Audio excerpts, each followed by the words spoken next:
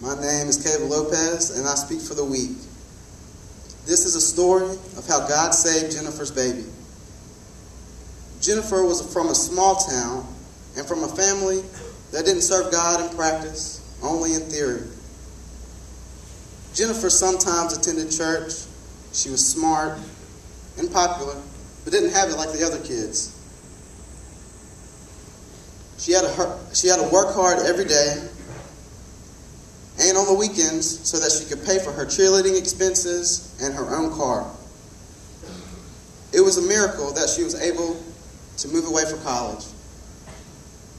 She attended the University of South Alabama and immediately met a handsome baseball player in her first quarter of school.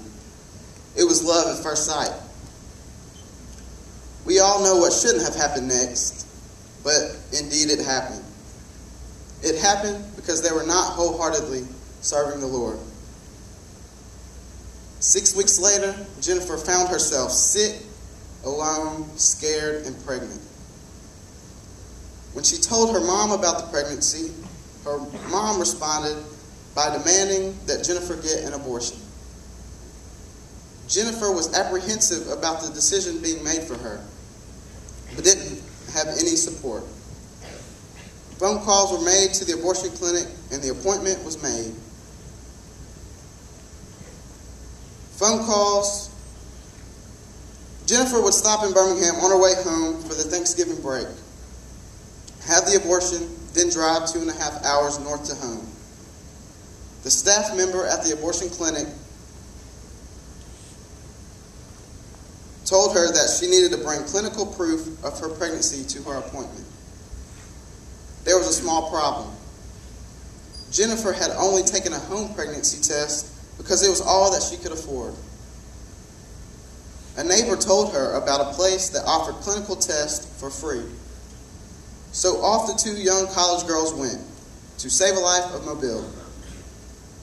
While there, she met a counselor who asked her what her plans were for her child. Jennifer became angry.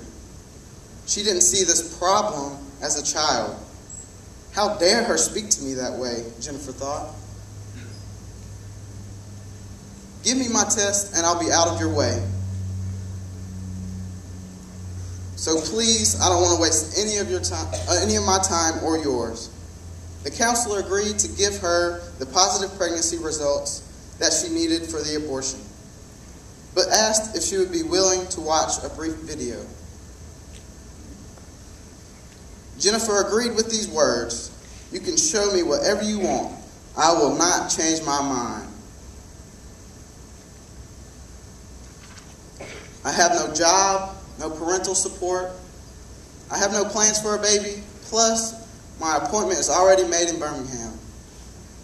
The video began, and the room filled with a worse fear than before. Jennifer grew anxious, hopeless, and even more frightened, knowing what an abortion really was. She saw that an abortion procedure required a doctor to invade the woman's womb with a suction machine to draw out the problem into a glass jar. She became ill at the violence of the procedure and began to weep uncontrollably. Now her plans were interrupted once again. She didn't necessarily want a baby, but didn't want to endure the procedure that she had just witnessed. The counselor asked Jennifer if she could pray for her, and now Jennifer began to see this woman as a possible ally instead of her enemy. She reached for her hand as if reaching for her very life and said, "Please pray, please." As the counselor prayed, she began to hear a still small voice speaking to her. "Run to me, not away from me. You are in sin, but I can make all things new." That voice was God. Jennifer knew that she must act fast and make a decision. Her mom's face flashed before her eyes, her college dreams, her boyfriend, even the abortion staff. What if she didn't keep her commitment? Suddenly, the counselor offered her a packet filled with a pair of booties and some prenatal vitamins. It was becoming too real, too soon. The counselor spoke of the plans God had in mind for this child in her womb, and that he'd make no mistakes. She spoke of a God who was able to take care of her and her baby. Jennifer asked for a cup of water. Things would forever be different for her and her child.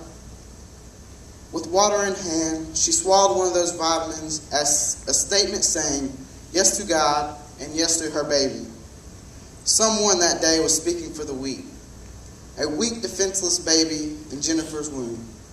And because someone spoke up for that baby, her baby would live. I'm happy to say that that baby was me. He indeed had a plan for her and for me. I was no mistake, and I am here today to give God all the glory. God saved Jennifer's baby. I can't imagine that I almost ended up in the doctor's container and thrown out in the evening trash. Instead, I am standing here in front of you today to say that Jesus lives in me. I will forever be proud and thankful that my mom faced an impossible situation and made the right decision of life. It is now our turn to speak for the weak. God, please heal us from sexual sin and our sin of abortion. Show us your mercy.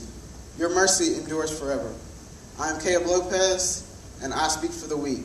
Do you?